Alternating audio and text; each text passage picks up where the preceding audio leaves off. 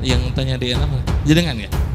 Tuh, kalau jenengan bisa tes, saya nggak bicara tentang materi DNA-nya. Saya percaya silsilah itu fenomena biologis maksudnya, dan harus dijawab dengan tools atau peralatan biologi, tes DNA salah satunya. Tapi karena silsilah itu ditulis namanya oleh orang di masa lalu mencatatkan namanya di sana, makanya ilmu sejarah itu masuk. Saya mencarinya di sana. Jadi selama tes DNA masih muhtamal, ya idza waradul ihtimal, ngapain kita pakai dalil yang ihtimal gitu, mimpi aja tidak kita pakai jadi dalil, ngapain yang ihtimal kita jadikan dalil, mungkin gitu ya. Saya masih belum melihat untuk family tree DNA database-nya itu bisa mengcover semua orang. Saya kasih contoh kemarin Gus Umar, saya kasih tahu haplogrupnya Musa Al-Kazim apa Kang, ngerti? Yang dari Wali Songo itu akhirnya mengisbatkan ke Musa Al-Kazim, ngerti haplogrupnya? Yang tadi DNA mana sih? Atau mana? Yang haplogrupnya Musa Al-Kazim, ngerti nggak? Enggak. Musa Al-Kazim itu dari family tree DNA, bukan keturunan Imam Husain. Masuk akal nggak kira-kira? Nanti tanyakan ke temanmu yang ngerti DNA atau Raden Fakih. Haplogrupnya Musa Al-Kazim di family tree DNA itu tidaklah keturunan dari Imam Husain. Masuk akal tidak?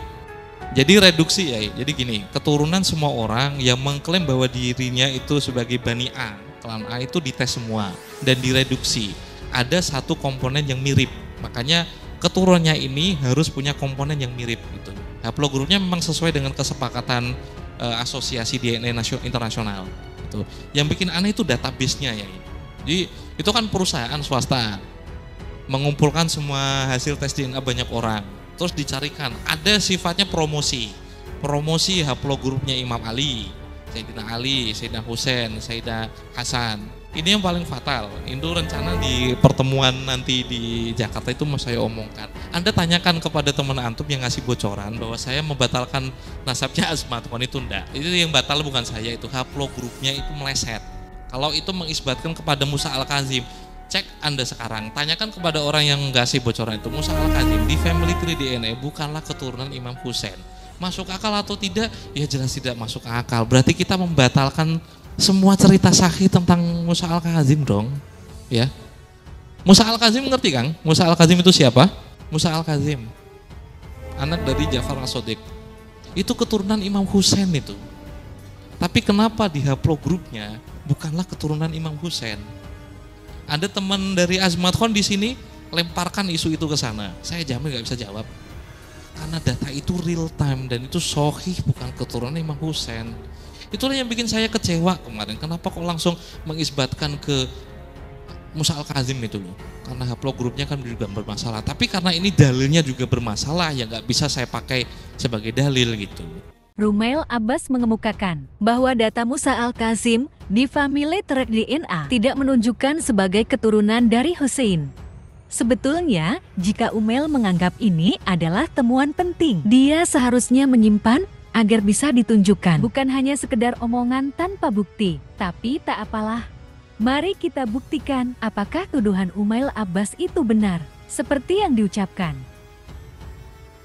Ini adalah data Bani Hasyim dan sepupu-sepupu jauhnya, artinya termasuk keturunan kakek buyutnya. Nabi Ibrahim juga dimasukkan di sini, yang ikutan sudah 1.594 orang. Para keturunan Imam Musa Al-Kazim yang ikutan ke Bani Hasyim and Quraisy project di family tree DNA ini semuanya berhalogrup J. Kita tidak melihat adanya data yang menunjukkan haplogrup J pada semua keturunan Musa Al-Kazim dalam data ini.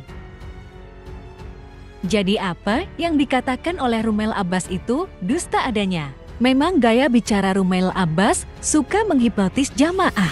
Tutur katanya yang sistematik ditambah dengan pengendalian emosi yang stabil. Ini akan membuat lawan bicara mau tidak mau harus menerima tanpa ada kesempatan menolak. Gocekan dari pantulan. Pantulan historisnya kadang menyihir siapa saja yang menyimak paparannya. Namun semua itu hanya duk amun-amun atau fata morgana saja, karena dataset itu produk ilmiah. Sepanjang entinya merupakan hasil pengambilan data sesuai protokol yang disetujui kalangan sains. Beberapa jurnal akan menerima artikel dataset jika data tersebut valuable bagi sains. Semua catatan sejarah menyatakan bahwa Nabi Muhammad adalah orang Arab dan tidak ada penolakan dalam hal tersebut.